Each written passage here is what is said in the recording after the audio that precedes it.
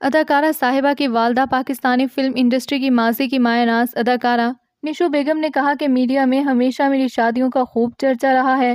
مجھے کبھی کسی کے ساتھ جوڑ دیا جاتا تھا تو کبھی کسی کے ساتھ، اور جب بھی کوئی مداح یا دوست مجھ سے ملتا تھا تو وہ سب سے پہلے میری شادی سے متعلق ہی سوالات کرتا تھا۔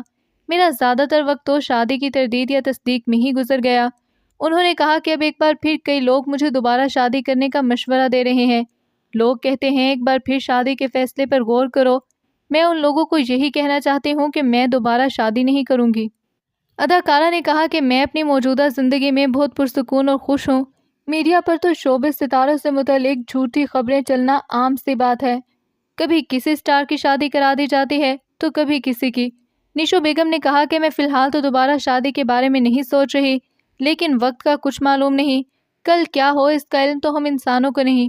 انہوں نے مزید کہا میں ان تمام لوگوں کی تہہ دل سے شکر گزار ہوں جو مجھے شادی کی پیشکش کر رہے ہیں۔ ہمیں پیار کرنے والوں کی قدر کرنی چاہیے۔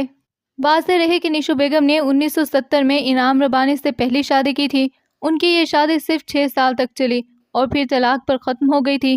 طلاق کے بعد نشو بیگم نے 1978 میں نغمہ نگار اور شاعر تسلیم فاضلی سے دوسری شادی کی تھی۔